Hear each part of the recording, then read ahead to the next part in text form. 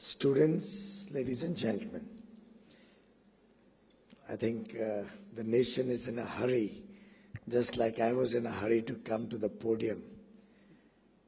And I'm glad that Lattice is focusing on India's road ahead during this third engagement that you're having between academics, between students and industry. Of course, as I was driving into the IIM, one of your colleagues told me that last year Mr. Suresh Prabhu, former rail minister, was here for this program. While he was very excited about the fact that now I've become rail minister and I've come for the same program, I got a little worried. But I'm sure next year you may be planning to have it again.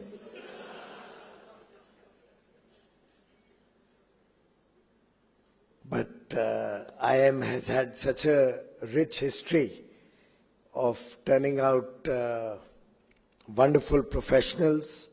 55-year history, I'm given to understand, the first Institute of Management in India, a very proud legacy, a beautiful campus. Even Harvard does not have a campus half as good as yours.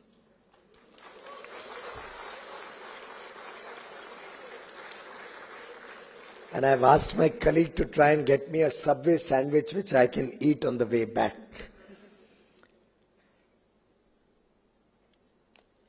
Kolkata is a beautiful place. It has lovely memories for all of us. City of joy, they used to call it. I don't know whether the joy is still there given the current mood of the state.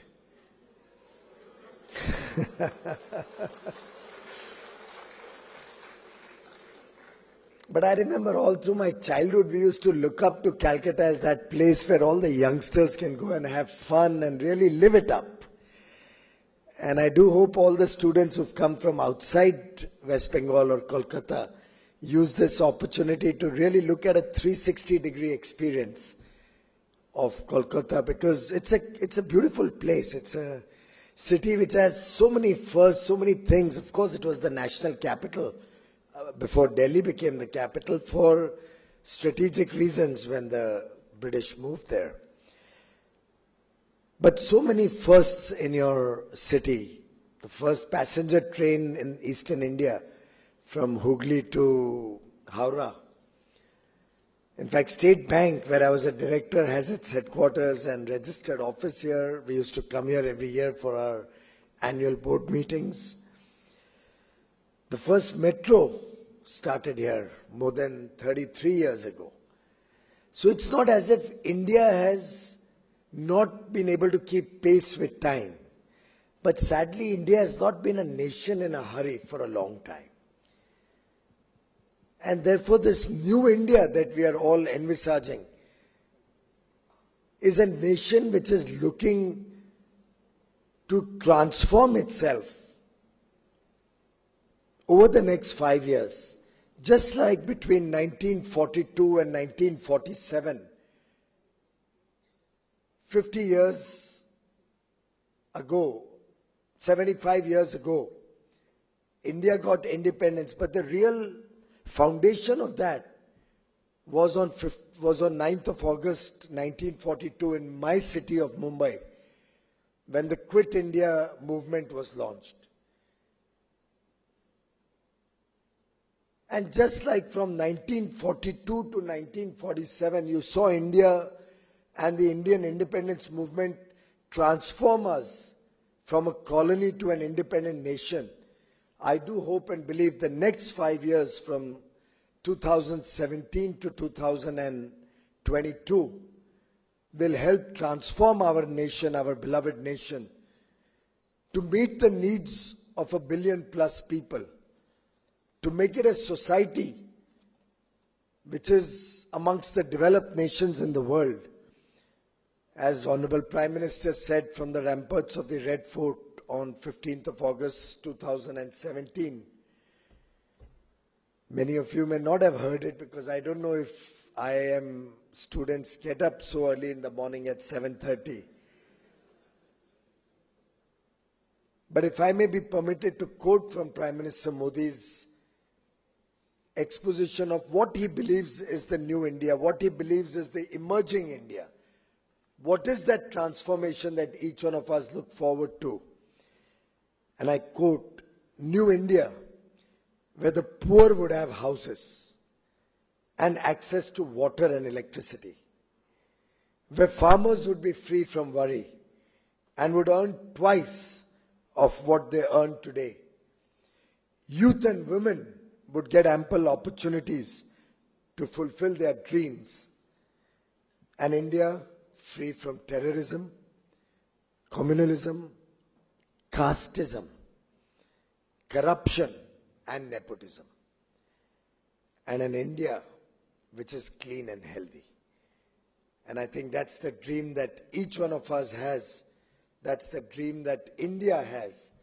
And that's the dream that each one of us will together, I am confident, succeed in fulfilling.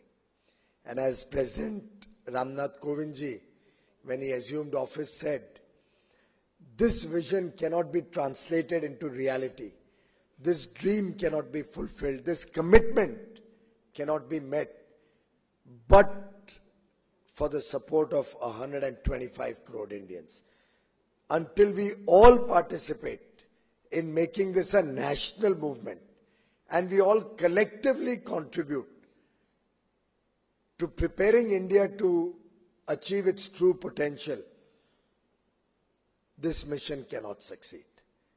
And if at all I have come in here today to Kolkata, it is only to appeal to all my young friends, to each one of you, that you have to be the torchbearers, you have to be the principal players who will make this dream happen, who will help transform India into a country where every citizen has shelter on his head, has 24 hours electricity, drinking water in his home, a good toilet,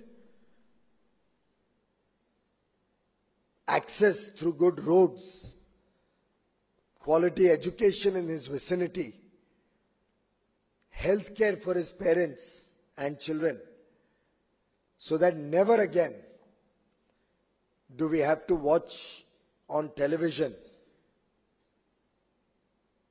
a citizen of India having to carry a family member on his shoulder in a neighboring state of Odisha for kilometer upon kilometer to reach the nearest access of good health care.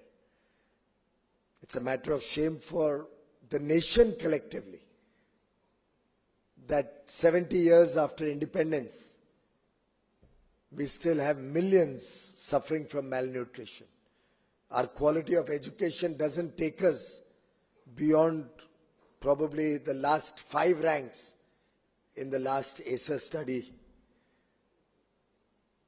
Our World Bank rankings in a variety of areas, despite significant improvement in the last 3 years, is still abysmally low. We are still a nation where millions of educated unemployed can be found. We are a nation where corruption has seeped into literally into the DNA, right in almost every aspect of life. And that, my young friends, is something we need to change. And I personally am convinced it can change. I remember when I was given the Coal and Power Ministry in 2014, a lot of editorials were written, a lot of articles were written. Wherever I went, people almost sympathized with me. People almost had words of caution for me. My God, you've got the worst ministry of them all and you're in trouble. But at the end of 3.5 years, I'm not satisfied as if I've achieved everything I wanted to.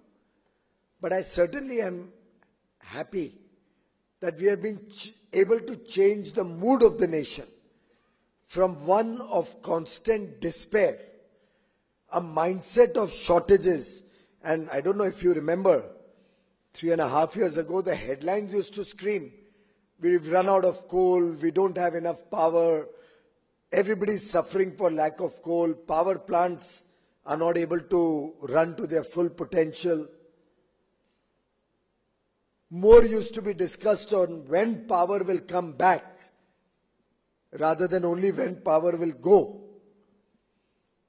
And I'm delighted that we have been able to move from that mindset of shortages or perennial discomfort to a situation where over the last, save and except the last 1 month, because of certain reasons, we've suddenly got a huge demand for coal. Over the last 18 months before the last 1 month, we actually had to struggle because of surplus stocks and were not able to sell as much coal as we produce and had to regulate production of coal in this country. Over the last 2 years, I've been struggling to get new avenues to buy more electricity. The electric vehicle project having come out of that compulsion to sell more electricity. And I'm sure we all want to be in a situation where we have surplus coal, surplus power.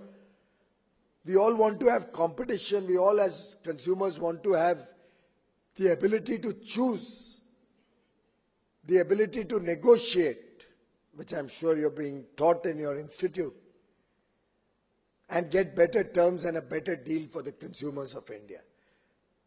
And that, ladies and gentlemen, has been the focus of this government over the last 3.5 years.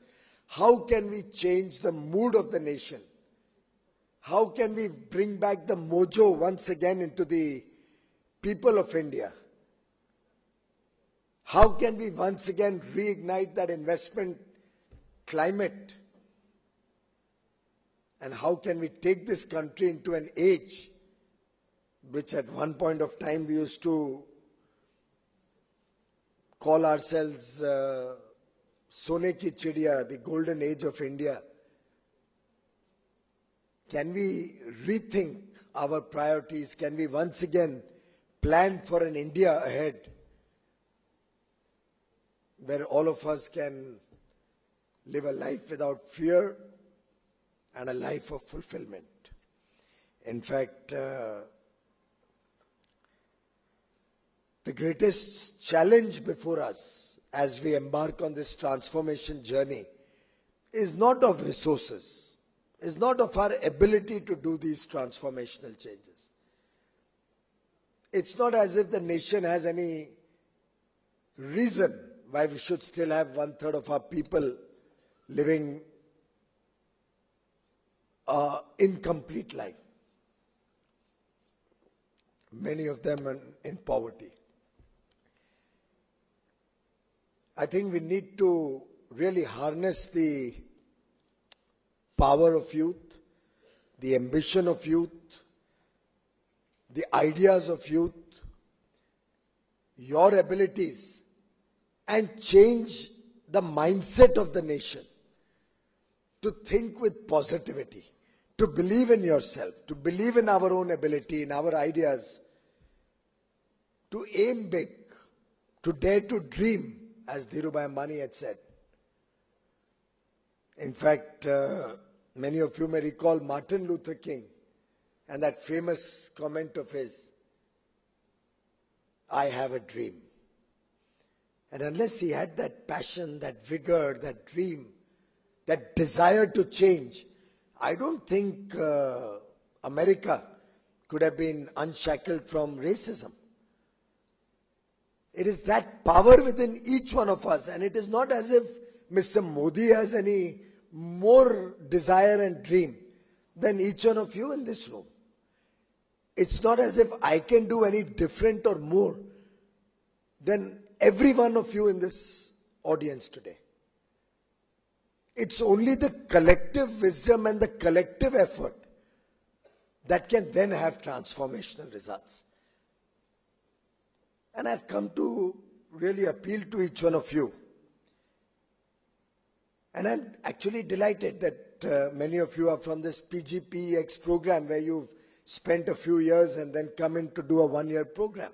I myself actually started my executive education at Harvard in 2013, did my first module, but unfortunately could not go back for the second module in 2014. But I'm technically still a registered student over there. and they promised me that they'll allow me to come and complete my program. And I promise you, I learned a lot in that first module. And I'm putting that to good use in this opportunity that Prime Minister Modi has given me. Particularly the power to negotiate, the ability to negotiate better. Otherwise, possibly we wouldn't have been able to bring LED pricing down by 87%. Otherwise, possibly we couldn't have devised mechanisms to increase production so quickly, to increase generation of electricity so quickly. Possibly we couldn't have aimed so big, but for the power to negotiate, because life is all about negotiations. You are negotiating with your wife, your children are negotiating with you,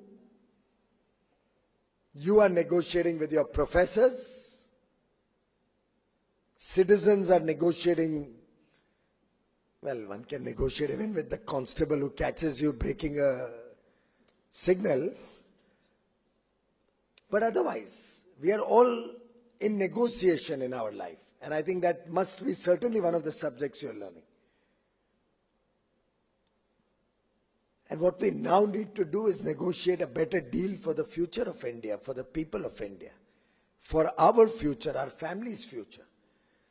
And I'm particularly delighted to be amongst you as you do your relearning or retooling yourself. Because as they say, never be afraid to try something new. Remember, amateurs built the Ark. Experienced professionals built the Titanic. The Ark survived, the Titanic didn't survive. It's only when you embark on new things, it's only when you are willing to explore uncharted territories, it's only when you're willing to look at yourself as a student, possibly in perpetuity, that you'll be able to think new ways of doing the same thing. And once this nation starts innovating, after all, what is the strength of the United States of America?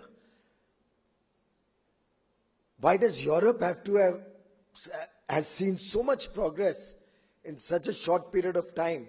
And during that same element of time, we did not progress as much. Japan and India, look back at 1947-48, and we can't blame it only on our population, particularly in reference to Japan, and the density of population and the lack of natural resources in Japan. So it's not as if they are made any differently than us. It's not as if others had better opportunity than us. India has all the ingredients to make us a superpower, to make us a developed nation. What's holding back India is us, is our ability to look differently, to think differently, to be bold, to innovate, to try out new things. And that, ladies and gentlemen, is what this government over the last 3.5 years has been focusing on, creating a solid foundation, a framework on which the Indian future can rest, a framework which is honest, a framework which will have zero tolerance for corruption, a framework which will have an enabling and regulatory program to ensure that we can attract the best of talent back to the country, we can attract best of technologies, we can attract investments, a framework which provides equal opportunity to all and not where there is favor for a few. And each one of you is going to be the champion of change. We recently had an interaction with about 400 young entrepreneurs, young CEOs, startups. The Prime Minister and some 12, 14 colleagues of his, interacting with them in 2 batches of 200 each. Free and flowing discussions. We wanted to hear what are their ideas for the India of tomorrow.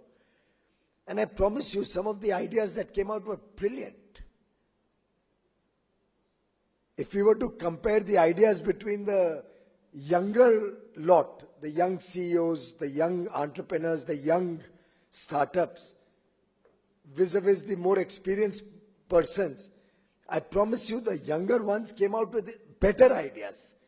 Not to say that the others were not good, but on a comparison, the younger persons came out with more innovative ideas. Once all of us get down to becoming those champions of change, after all, just government or government initiatives cannot change the future and destiny of India and the people of India. Change will happen when each and every citizen becomes a part of that change. Today on the flight to Kolkata, Justice A.P. Shah, a very, very eminent jurist, was on the flight with me. Many of you may have heard it, many of you may have experienced it. He mentioned it to me that, Mr. Goyal, corruption you have been able to eliminate at the top. Now we don't hear of corruption in government. You have process-driven governance. All natural resources are given out through a transparent process of auction, or nobody is selected based on his caste or community or religion or relationship or family or political ideology. You've been able to curb corruption at the top, but we still have corruption at the lower levels. Aren't all of us to be blamed for that? After all, if I have 1.3 million employees working in the Indian Railways, clearly, with all the best of intention and processes, I will not be able to supervise every ticket collector or every whatever the Railway Protection Force, RPF, constable personally. But ताली तो दो हाथ से बजती है ना. रिश्वत कोई देता है तभी किसी को रिश्वत मिलती है. अगर हम सब तय कर लें कि हम कभी रिश्वत नहीं देंगे, तभी जाके परिवर्तन आ सकेगा इस देश में. If you have to become the champions of change, we will have to first make up our mind what we want to do.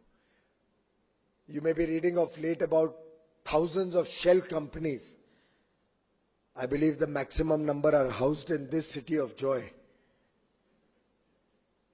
have been detected through the efforts post-demonetization and the crackdown on black money and corruption.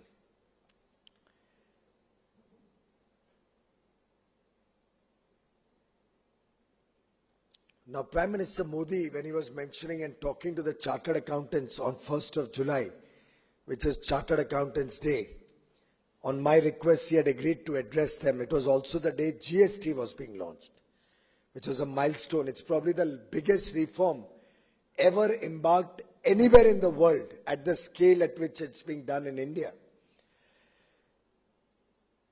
And when he accepted to come there 1 or 2 days before the program, he called me up.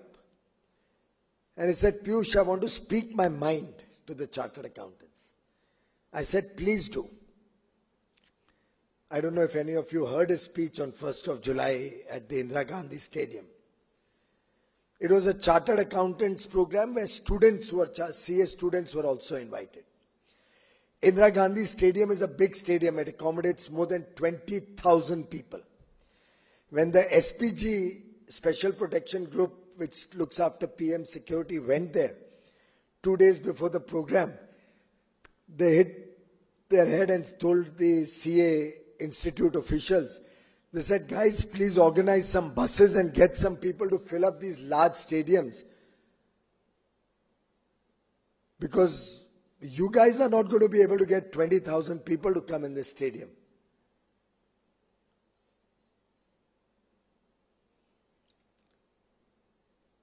In a stadium with a capacity of 20,000 odd people. And the audience was only CAs and CA students, mind you. And there are many CA students. Across the country, we have about 1.2 million students pursuing CA. In Delhi alone, probably 100,000 or so. There were 60,000 people who came there that day. The stadium was full, packed to capacity. We had to open a wrestling stadium in the vicinity of the IG stadium. About 20,000 people we filled up over there who watched it on a screen. We had put up a screen just for an overflow, potential overflow. And there were about 15 to 20,000 people outside the gates, which had to be barricaded by the police, because there was no way they could allow them to come in with full packed stadiums. And will you believe it if I tell you that every time the Prime Minister would appeal to the CAs not to indulge in corruption, not to allow such shell companies to come in, to help us crack down in black money, the whole stadium, which was largely CA students, young boys and girls, would reverberate with enthusiasm and claps. The youth of India today does not want to do business the way our fathers and grandfathers and forefathers did. They want an honest India. Young India today doesn't want to have two sets of account books. Ye kacha khata hai, ye pakka khata hai. The young children of tomorrow of the emerging India don't want to have shell companies having transactions at high premiums and converting black money to white money. And while some of the CAs were quite hassled while the Prime Minister was speaking, the young audience was extremely enthused by his comments. I remember on more than one occasion I have appealed to the CAs that if every chartered accountant made a pledge and decided I will not bribe anybody, I will not help anybody fudge accounts, we 250, 300,000 chartered accountants alone can transform India into an honest country. Just 250,000 CAs across the country.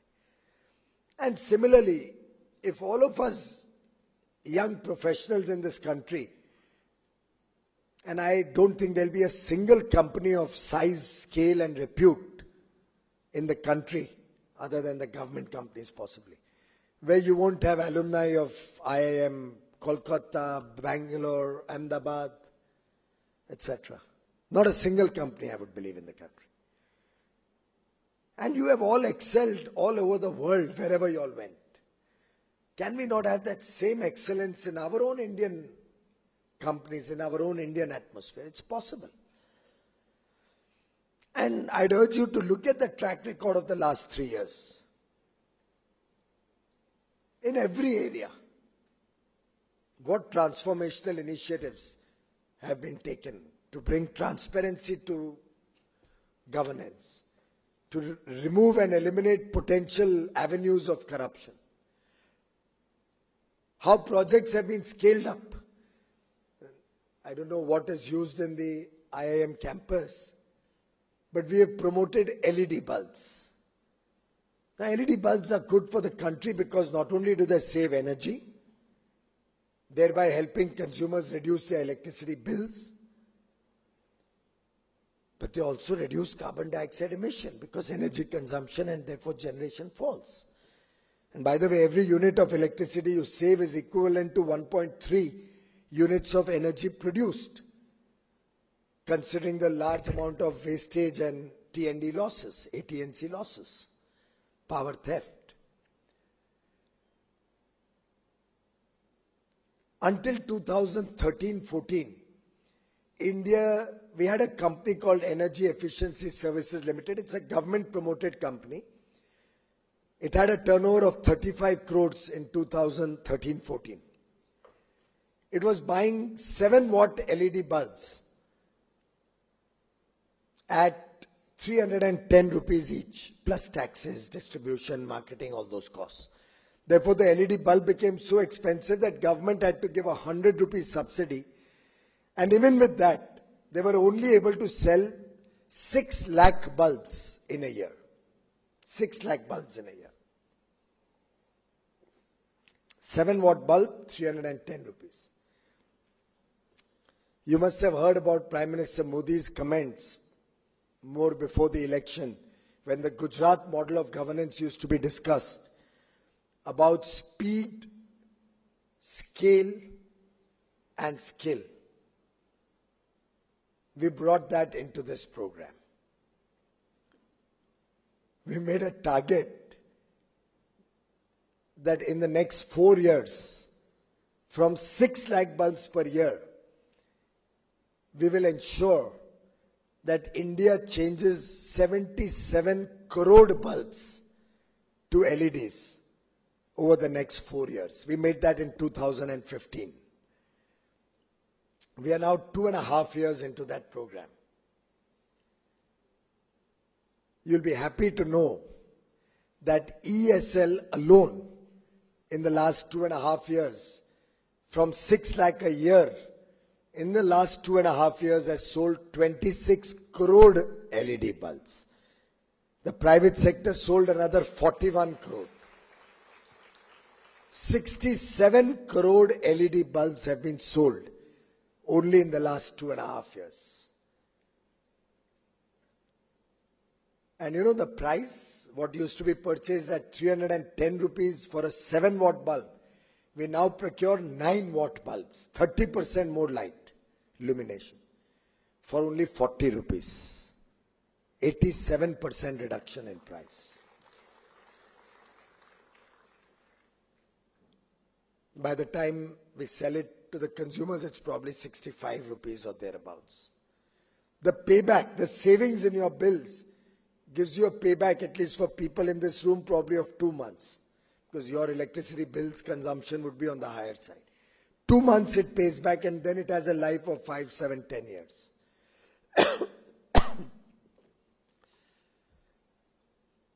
Somebody wants to guess what will be the saving annually of electricity? Just with this one LED program?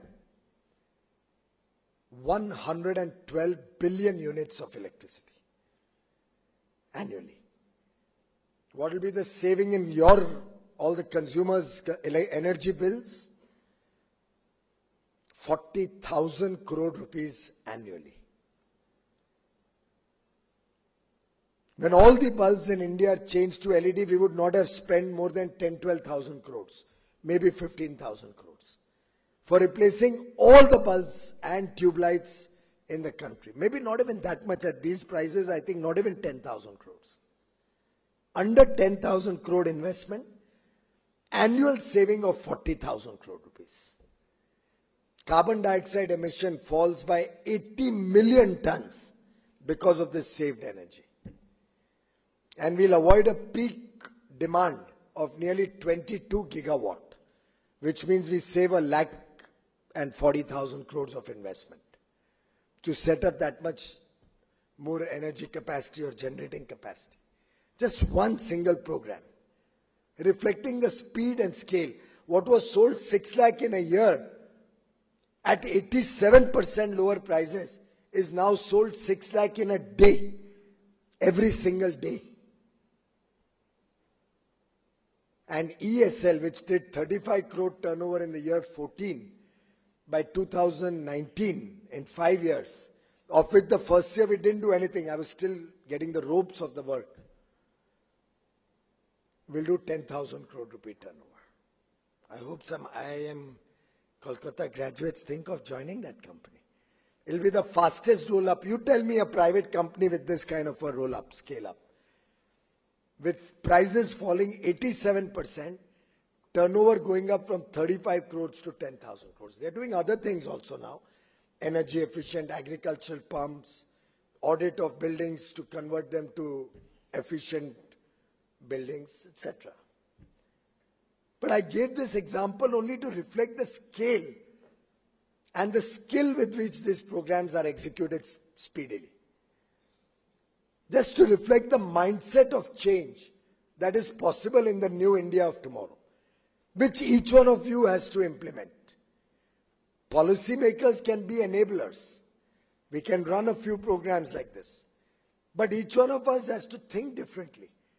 I've just been given charge of railways. Accidents has been in the news.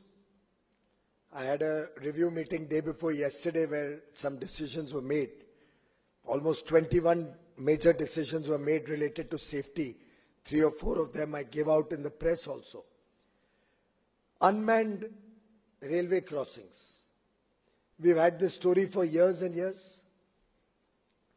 Even now, Railways has a plan that over the next 3 years, they'll eliminate unmanned crossings. Now I'm arguing with them. Actually, I'm negotiating with my team in Railways. Why it can't be done in 1 year? There are about 5,000 of them left. Why can we not do it in 1 year? Such a large infrastructure. 5,000 places, and we all know what a level crossing is like.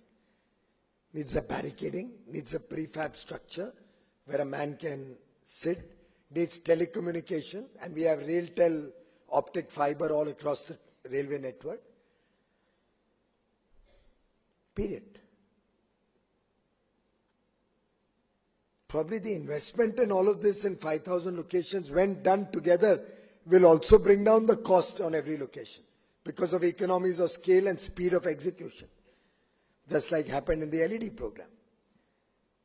I think if we spend maybe 300-400 crores, we would have rid India of probably 30-35% of cause of accident. So all the accidents that take place, 30-35% of them are because of unmanned crossings, can be eliminated in a year at a very low investment. Why should we wait for time to implement this? One of the causes they told me is there's a shortage of rail track to execute speedily all the safety requirements. I said we should float global tenders and get more material in. How can we compromise on safety? Expedite the process, have transparency, allow people internationally to compete so we get the best of prices, and bring in more equipment and bring in more goods or rolling stock. And let's focus on safety. And during the meeting, it struck me that I can possibly delay some new projects by 2 or 3 months till the new tendering process and new purchases. Use whatever stock we have. Divert it from new lines also to the repairs for the next 3 months or 4 months. Make up for it later through procurement of additional material. But try and reduce the risk to my passengers. You'll be amazed. How do we check the railway lines? There's a linesman who walks along the track and he uses something with which he checks the track. And by the sound of it, he knows whether there's a fracture or it's okay. And his mandate is to do 6 kilometers every day.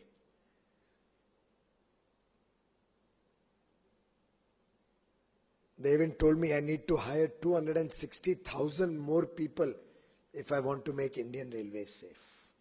Day before yesterday. I asked them, why can't we employ new technology? Forget something very fancy.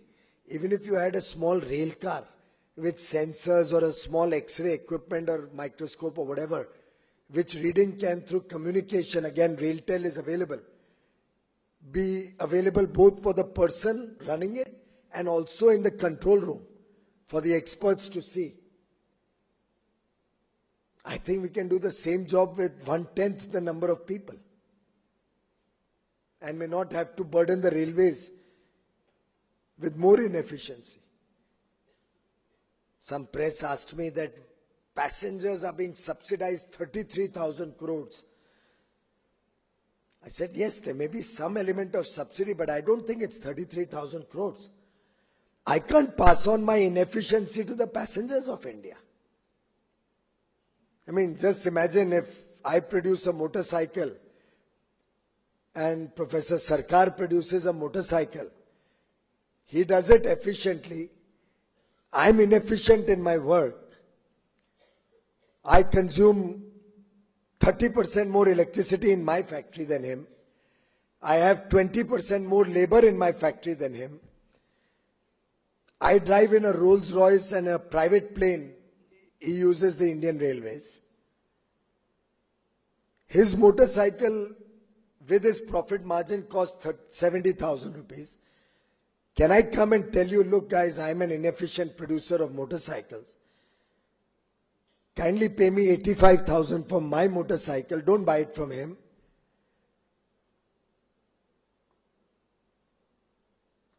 And can I expect any consumer to pay me 20% more for that motorcycle just because I'm an inefficient producer of that product or service? Or will I have to set my house in order and compete with them and offer something to you at 68,000 so that I can take away market share from him? I think simple management principle which you are all being taught here. And that is what we need to bring into the working of government. Simple management techniques. After all, if at all there's been a turnaround in the last 3 years, Prime Minister Modi has only and only employed simple management tools that each one of you learn in the working of government. I don't know if you are aware, when he took charge as Gujarat Chief Minister, are you aware what was his first stop? IIM Ahmedabad. The entire government, all his ministers and the then Chief Minister 16 years ago, went to IIM Ahmedabad and literally took classes. When I became Power Minister, my second day in office I had flown down to Ahmedabad. Not to IIM, but to meet with the officials of Gujarat power companies. Because in 2.5 years they turned around Gujarat to a 24/7 surplus power state. And all that is required is to bring simple management techniques into government. What are those management techniques? Do a root cause analysis so that you do your work smart. I could not have solved the power problem unless the coal problem was solved and there was adequate coal going to the power plants. If you go even further into root cause analysis, possibly I couldn't have done half as much as I think I did. You all are the best judge for that. If Prime Minister Modi had not done a root cause analysis and kept coal and power under one ministry, which was the need of the hour at that point of time. And frankly, yesterday we were assessing why he kept coal and railway under one ministry today. Because the power coal integration has already given results. Now we need railway and coal to work together. And today I did a review with coal and rail officials before I came here. And the first slide they showed was Coal India plus Rail India is equal to New India. So you do a proper root cause analysis. You prioritize your mission, your program. Bring in accountability. Monitor the progress of your work. Hold people responsible, accountable for their work. Bring in transparency. Use innovative financing models. Engage with stakeholders, partnerships with stakeholders. Make consumer the central focus of all your work. Consumer is king in this real world. Retool people and processes. As they say, zero-based budgeting in a way. Prepare the country for innovation, for the new way of doing things. After all, nature of jobs in India are not going to be what they were 30 years ago. You're not going to see 4,000 megawatt and 2,000 megawatt power plants in the future, in this age of distributed energy distribution. You're not going to see large factories giving kind of organized labor jobs. You're going to see startups. You're going to see young entrepreneurs. You're going to see innovation. Artificial intelligence is going to be the order of the day. 3D manufacturing will come in instead of large plants manufacturing products. Electric vehicles will probably take over from diesel and petrol vehicles, not only saving us precious foreign exchange, not only saving the cities and India from pollution, but also bringing down the cost of transportation. I don't know if you know, a combustion engine in a diesel car or a petrol car has 2,000 moving parts. An electric engine has less than 20. So much less maintenance, so much less repair, so much more life of that vehicle. So the new age of India, which is emerging, is going to be something completely new. A new way of doing things.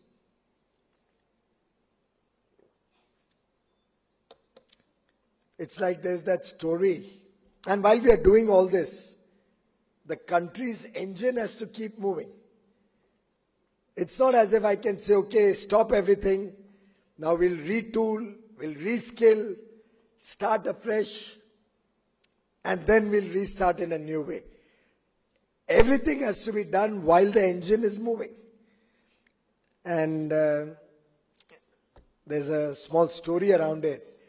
It's like a mechanic and says to a surgeon that while both are doing the same job, a mechanic and a surgeon, they're fixing problems in a very complex structure. A surgeon is probably doing your heart surgery. It's a very complex structure. A mechanic is working on a large machine. It's a very complex machine.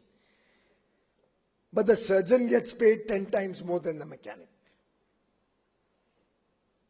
And the mechanic asks the surgeon, I check how it's running. Open it up. Fix the valves. And put it all back together so it works as good as new again. We basically do the same job. Why you paid more than me? And the surgeon gently smiles and replies, try it with the engine running. And that, ladies and gentlemen, is the job at hand for us.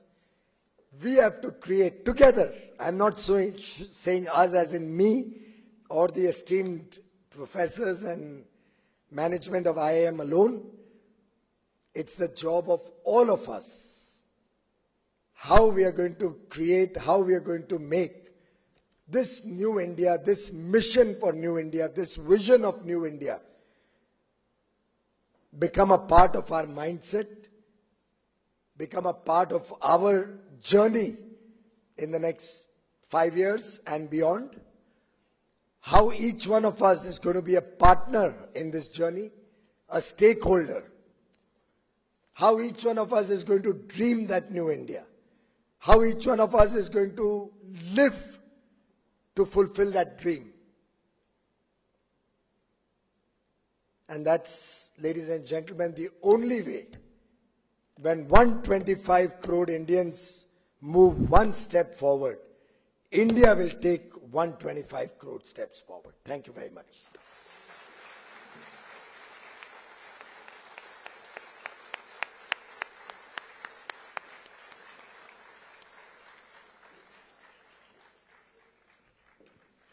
Thank you, sir. It has been an honor to be an audience to your thought-provoking speech. Thank you for sharing instances of your life with us, which will always inspire us. We now request the director, Dr. Saibal Chattopadhyay, to felicitate the chief guest for today with a shawl, a memento, and a book on the rich history of IIM Calcutta.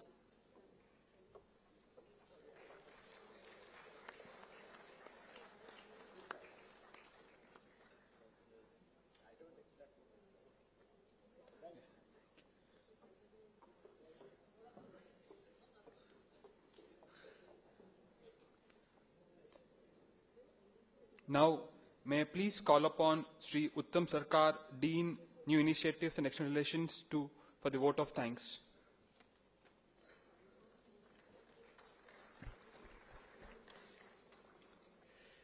Sri Piyush Goyal, Honorable Minister of Railways and Coal, Professor Saibal Chattopadhyay, Director of IIM Calcutta, Professor Sudeep Chaudhary, Chairman PGPX,